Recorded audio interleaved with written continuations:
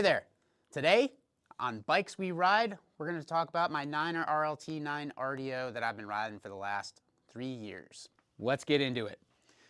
I've been riding this bike the last 3 years. I'm going to go through first the build spec on it, how I rode it, things I used it for, some of the different ways I had it set up, and then I'll go through my thoughts on the bike and some comparison of other bikes that I rode. All right, so for starters, it's got a SRAM Force drivetrain on it. You might ask or assume that it's the SRAM Force Explorer. It is not. This drivetrain, this Niner, came out prior to the Explorer drivetrain coming out, so this is a 10 to 36 tooth cassette. Not a huge range for gravel. Around here, it actually worked pretty well. It's fairly flat, unless you go down to the river valley, but it was still enough to get it out of there. Back at that time, this is a few years ago, these were coming with a 38 tooth chainring. That's what's on there right now. I'll talk later about some of the other configurations that I rode the bike in. Force hoods, of course, with the brakes to match. These are the D1 hoods. I personally actually like these better than the D2s. Wheels are the Stan's Grail carbon wheels. I'll talk about these a little bit later, but that's what's spec'd on the bike. I rode it with some other wheels most of the time. Niner seat post. It's got the Niner stem. Has an Easton EC90 or EC70 AX. They're gravel stem handlebars. These tires, I did not ride it with these tires. I've had a couple rides with these tires, but this isn't what I rode it with. We'll talk about that later. The frame. The frame is the carbon frame, the RDO. That's the race day optimized. Niner uses that for all of their bikes. Frame bag, awesome. If you have one of these bikes, get the Niner bolt-in frame bag. It's really slick. Bolts right in. You can fit 2 small bottles end to end in it. And this is a 56 centimeter frame. 2 bottle cage mounts, none on the bottom side. We'll talk about that. All right, that's pretty much the stock configuration of that bike. In comparison, before I dive into my thoughts on the bike, I'll share quickly the bikes that I've ridden before it and after this bike. Before this bike, I rode a Checkpoint SL6, a Checkpoint SL7, a Salsa Warbird, then this bike. After this bike, I say after, I still have it. We rotate through bikes, and so I've had some other bikes in the meantime. A Cervelo Aspero 5 with the Campy Ekar build. Also spent time on, or am currently spending time on, a Time ADHX 45, a custom built Jamis Renegade that I started riding in the fall that we've got in our demo test fleet. And then also I put a fair amount of miles on a Bianchi Arcadex, first generation. I dig that bike. Okay, so that's my riding experience. Those are the bikes that I've been on, and I'll go through how I had this bike set up. For the most part, I had this bike set up with this drivetrain. That's what I used it for most of the time. I feel like maybe I'm on the wrong side of the bike. I did put a 46 tooth chainring on this at one time, messing around with it. It was pretty awesome for around here, pretty flat, had good gear range. Wouldn't have been a good idea for climbing because I'm not strong enough for that in most cases. But the 10 to 36, if you order one of these bikes now, you're gonna get the Explorer. So it's almost not even really fair doing much of a review on that. I personally liked it. I never swapped it out because those stuff's kind of expensive to swap out. And 2, like I said, it's pretty flat around here, so it worked out. Wasn't that big of a deal. And I like to have some granularity in my gears. I don't like to feel like I'm getting stuck between gears all the time. As far as bar tape, I've had all kinds of different bar tape on this bike. As I mentioned, the wheels and the tires. I rode this bike with a set of Spinergy GX, just their cheaper aluminum wheel set. They're not like super cheap, but they're kind of entry aluminum gravel wheel set. And I also rode the bike with a set of Emporia GA Pros, again, aluminum gravel wheel set. The Emporia GA Pros are the ones I liked the best. These wheels, super light, they ride really nice, but narrow for a gravel, at least our gravel wheel standards today. And if you look at the rim spec, it's a 28 millimeter tire up to a 40, something like that. And I just like the wider rim footprint. And I rode this bike with a variety of tires. I probably can't remember all of them, but big fan of Challenge Strada Bianca. I rode this bike with, I even had some 33s on here.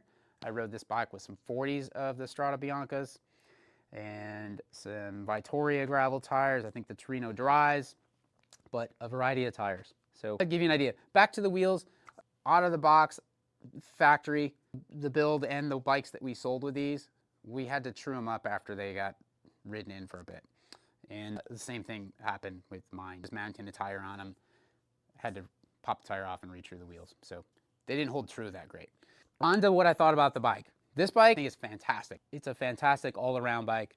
There's a spectrum of gravel bikes, just like the regular road bikes, mountain bikes. So when it comes to gravel bikes, you've got really racy road feeling bikes like a Cervelo Aspero. I'll put the Time 80HX45 into that category.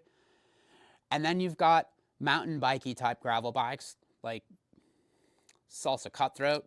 That's very much one extreme end, almost like a mountain bike with drop bars on it. But then you've got like what I'll put in that adventure category, like your Jamis Renegade, the new one. The previous one not, but the new one is longer, slacker, a bit more off-road capable. The Bianchi Archidex, that is an adventure gravel bike, a little slacker, taller in the front end, higher stack. This bike sits right in the middle of those. It's a very neutral feeling and fitting bike. If you have, say, a Trek Domane, we don't sell Trek anymore, but a lot of people are familiar with that bike. Very much like this, if you take a Cervelo Caledonia, that's their endurance bike, or a Bianchi Infinito. Those are those road bikes that were meant to be comfortable endurance and just those all-arounder road bikes. This is the type of gravel bike that is. Very neutral. It's not super extreme racy and it's not super extreme off-road. It's just a very good, neutral, all-around road bike. That's where that bike fits. If you were to have one gravel bike and you wanted to fit all of those worlds, you go in the middle. It's never going to be the fastest feeling bike, but it's never going to be the most off-road capable, but a fantastic all-around general purpose gravel bike. A couple other things on the frame for this bike that we didn't talk about. I've had a rack on this. It's got all the mounting points for a rear rack. You can put fenders on it. It's got the fork mounts, so you can put whatever type of 3-bolt mounts on the fork.